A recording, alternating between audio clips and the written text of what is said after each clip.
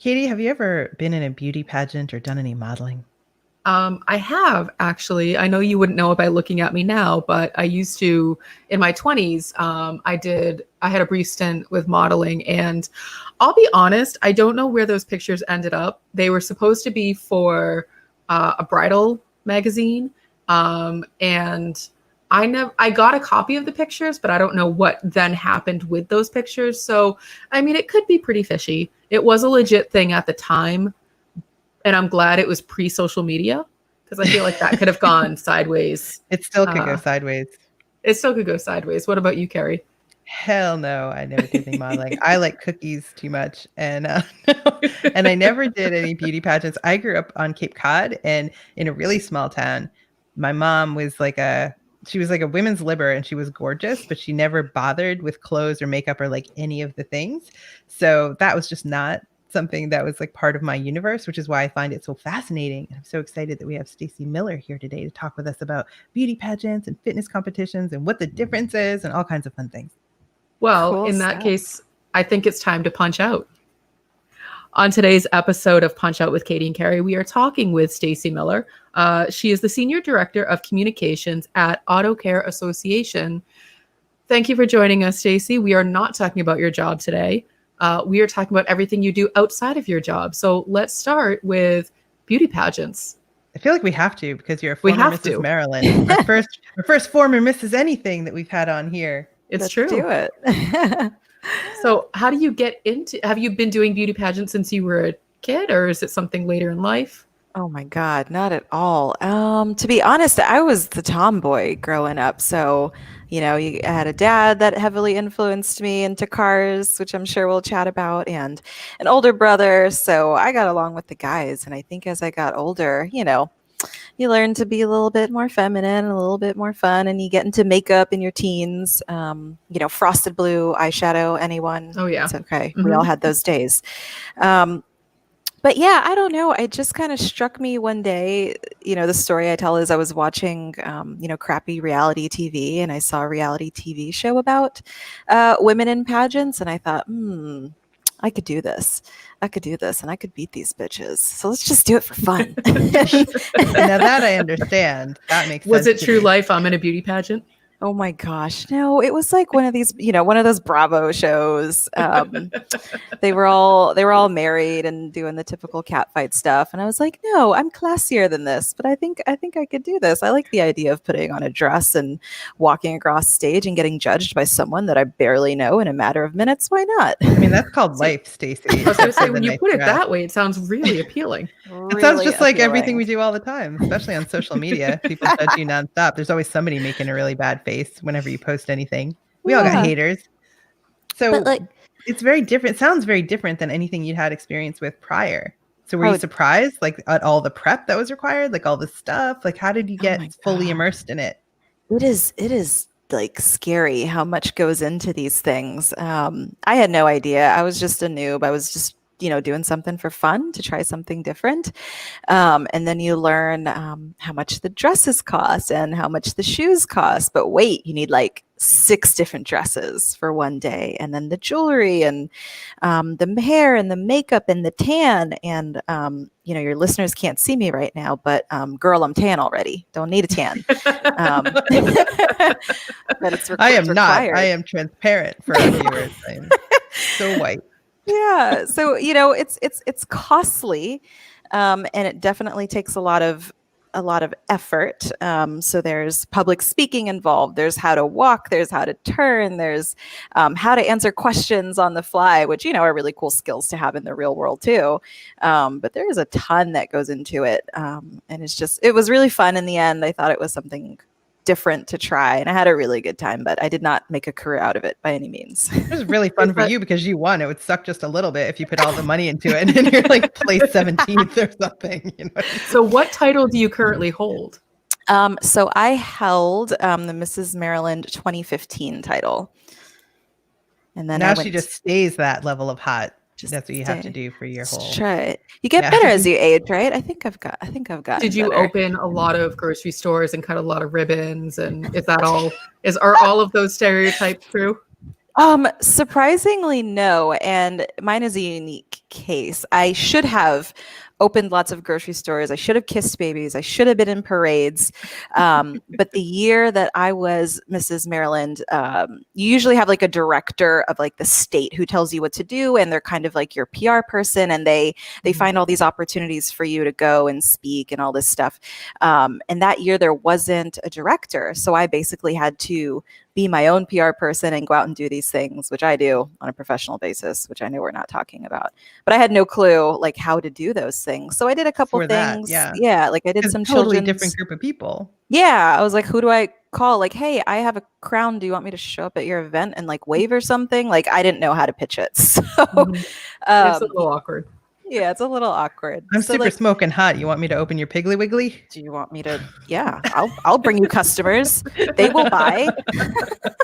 Who wouldn't want to buy?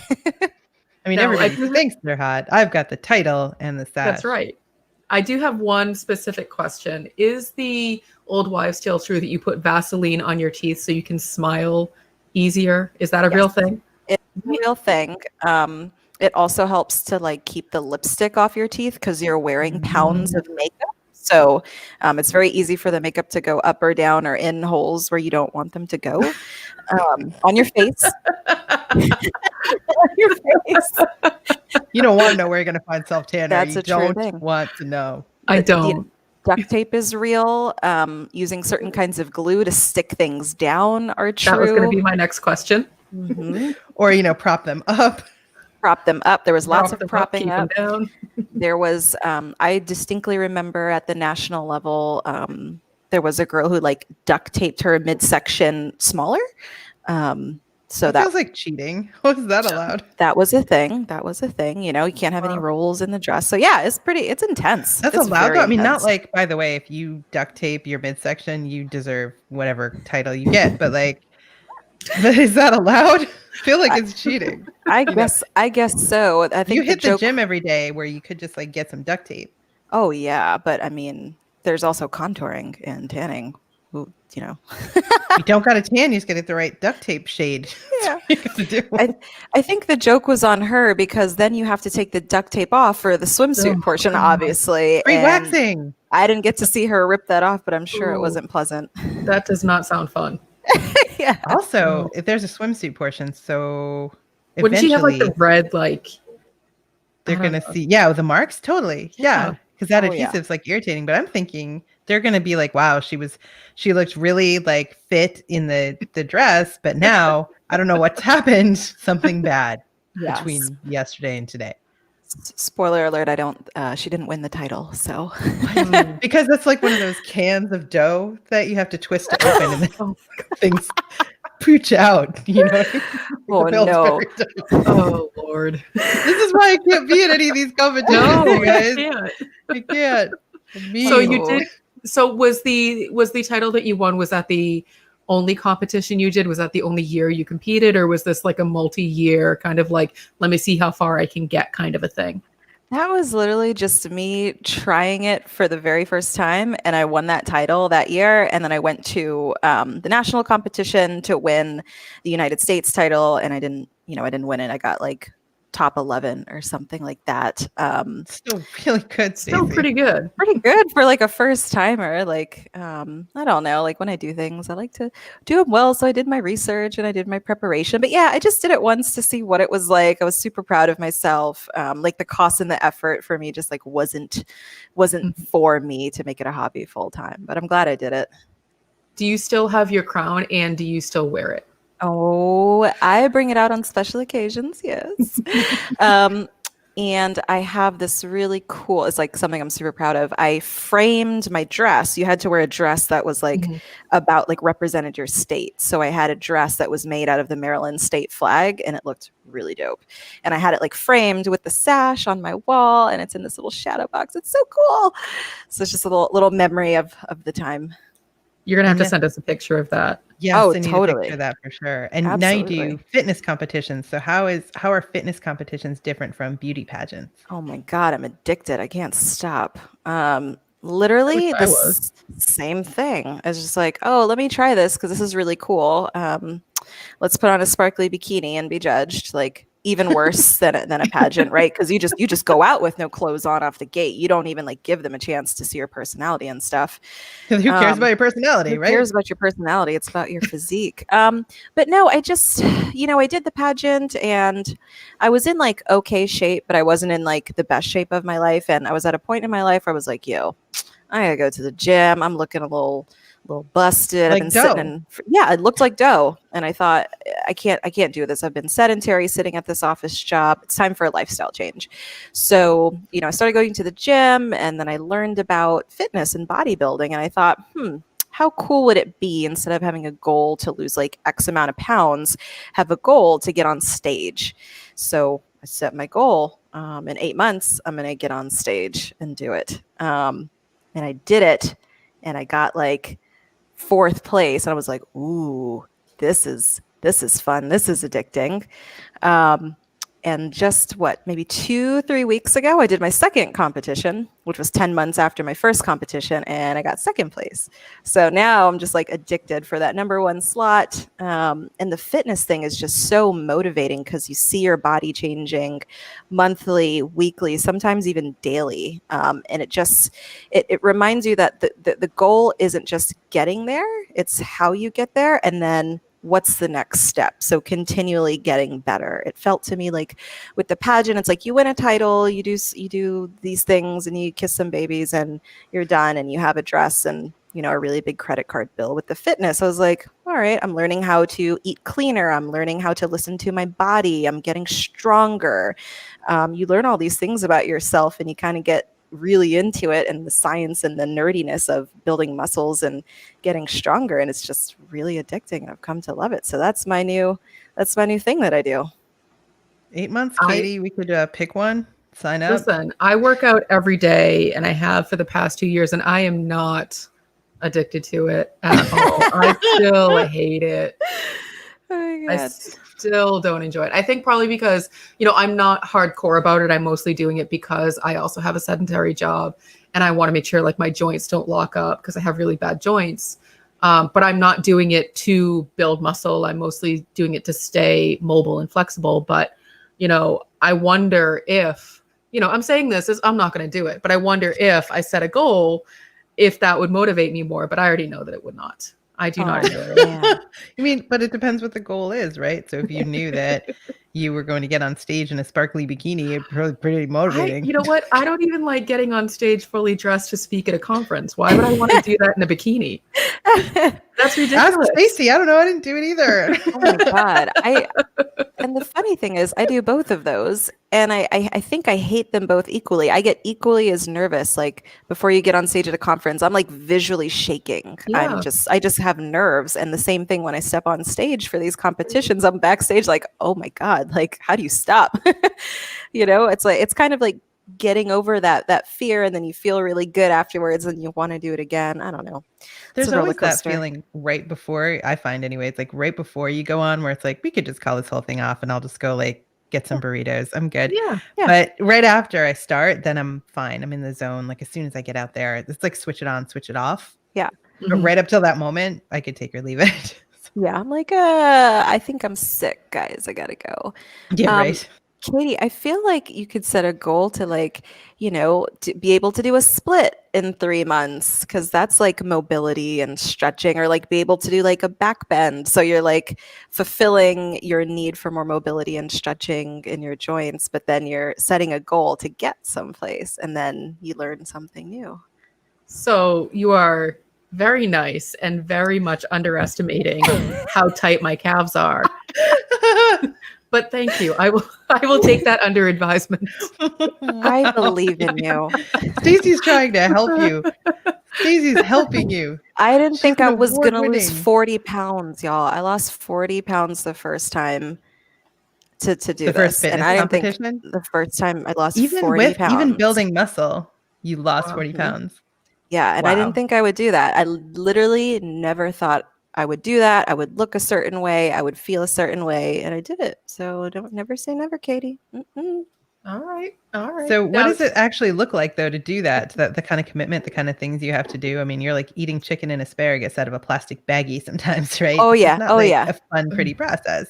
It's not glamorous, but it's not as extreme as you might think it is, but it's definitely considered extreme to most people. So, in Mhm. the gym 6 days a week. So that's like an hour to an hour and a half of lifting, followed by cardio. You gotta get your cardio in.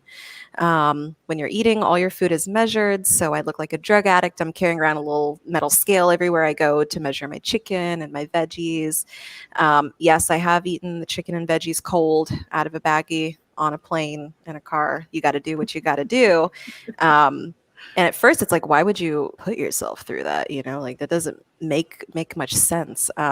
But it's that clean eating mentality and that very measured mentality, which tells you exactly how your body's going to react. So you can calculate and say, hey, if I have this milk in my coffee today, instead of having it black, I'm going to be bloated because I just found out that my body didn't like milk and I never knew it. I like the taste of milk, but I don't like the way my body feels. So like those are the things that motivate you to eat a certain way, and be so precise because you know that you're going to get a certain result and you can calculate it. It's not like an It's not unknown. like theoretical. Exactly. Now, do you work out, or did you start working out with like a coach or a trainer, or is this all self-taught?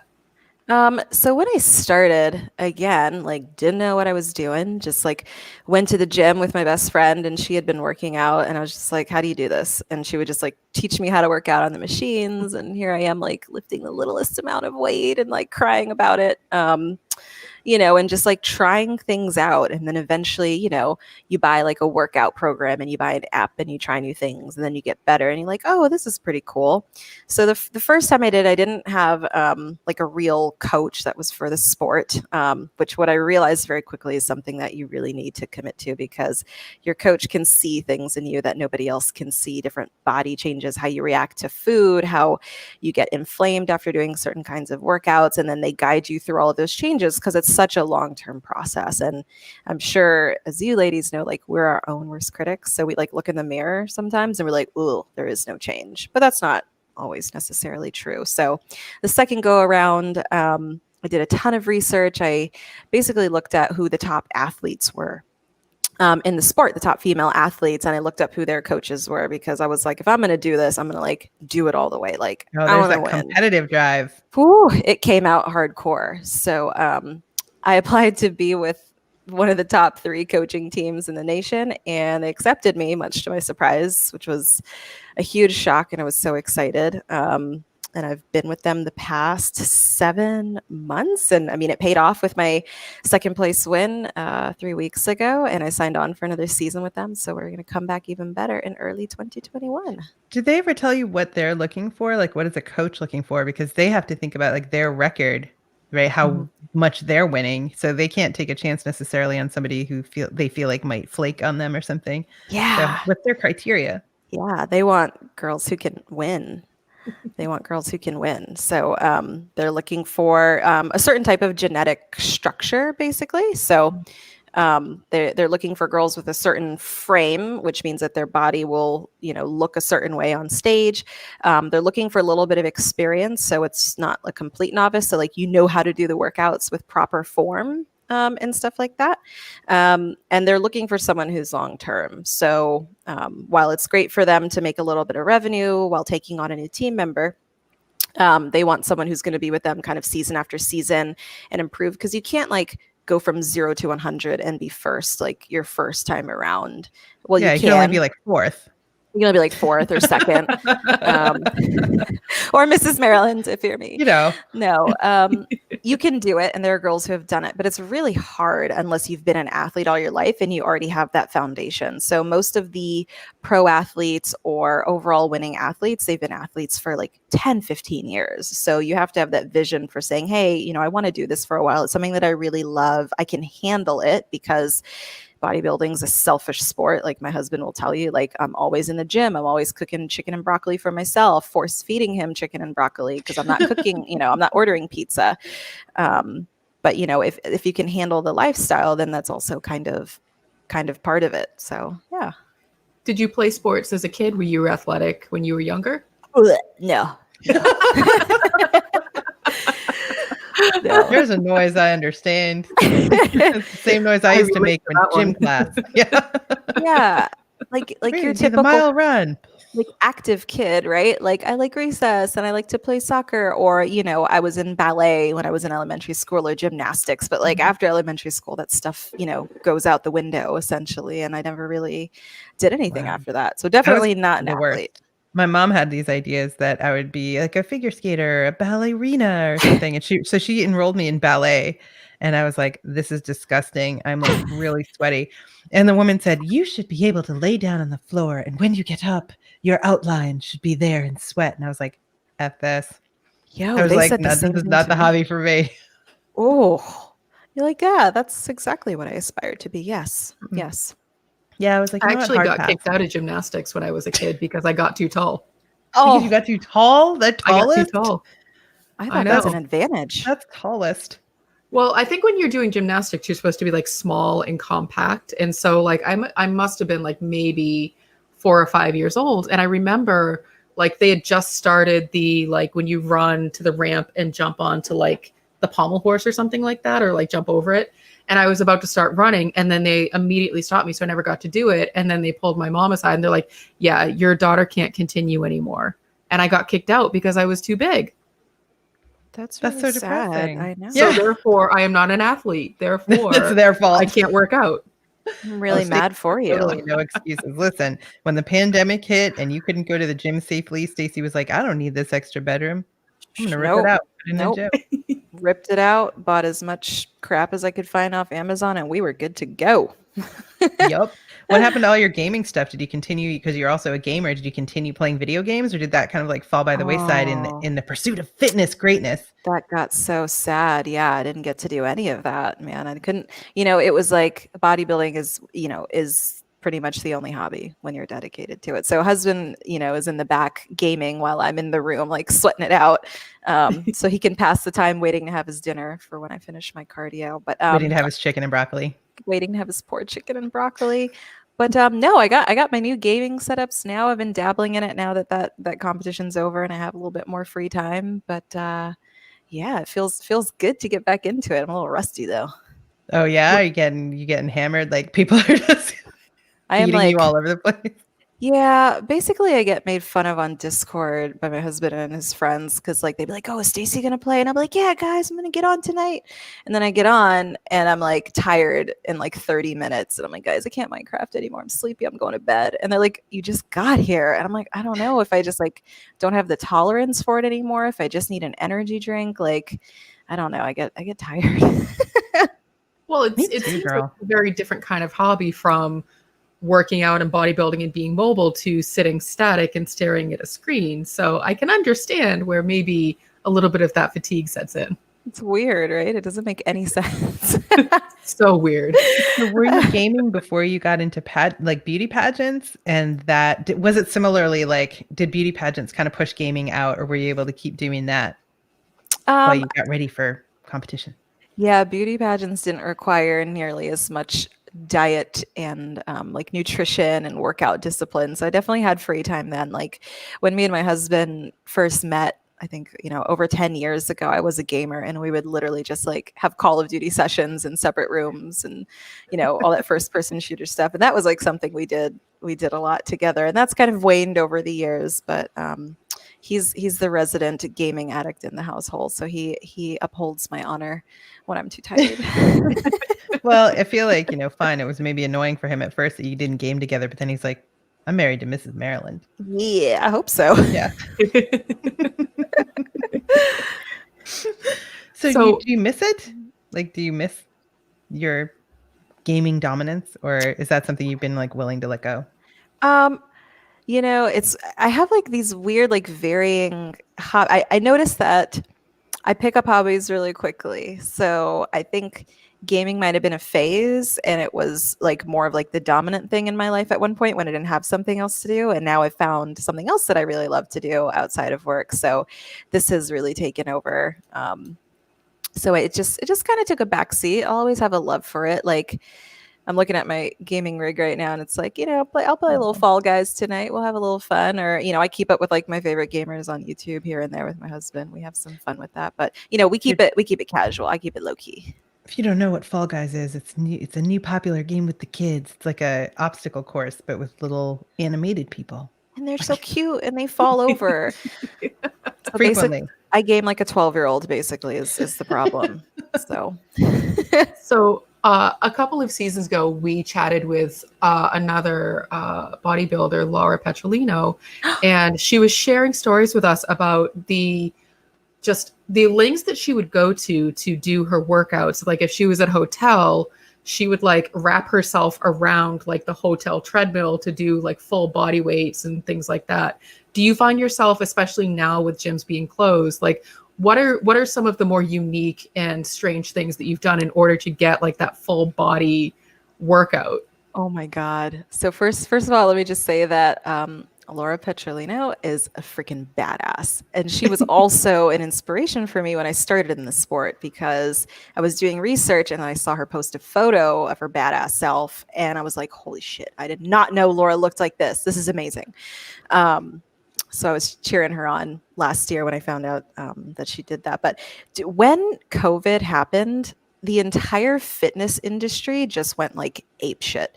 And the best videos came out on the web on like how people were trying to modify anything and everything in their home to get their workouts. So you would find all these videos from like people squatting their dogs or their husbands to like putting their couch up on the corner to like do a leg press and like leg pressing their couch. And then the videos came out of like, hey guys, I just figured out how to make a barbell. And it's like a woman with a broom handle and she's got like 2 gallons of Hawaiian punch on this side, 2 gallons of Hawaiian punch on the other side. And then the shit breaks and smacks her in the face. And then it became like workout fail videos. Here's what not to do at home if you want to keep your eyeballs. So yeah, being creative with bands, with heavy furniture, there's like a lot of psychology to like making something feel heavier than it is, which may sound really crazy. So if I had a 5-pound weight in my hand that's going to feel light to most people. But if you move it really slowly in the motion that you're trying to move it and you really concentrate on the muscle, you can make it heavier than it is and work your muscles harder. So like that mind muscle connection became a really big thing for athletes as they're trying to keep their physique at home with limited equipment. So Stacey, I'm really good at that. I'll be like, oh my God, so heavy. Like it's one. And so, of course, how many times have you tried to bench press your husband? 0. Because you make him sit on your back when you do push-ups. No. No, because I'm not Laura Petrolino. I'm telling you. Katie has enormous dogs, by the way. Enormous dogs. Like grizzly bears.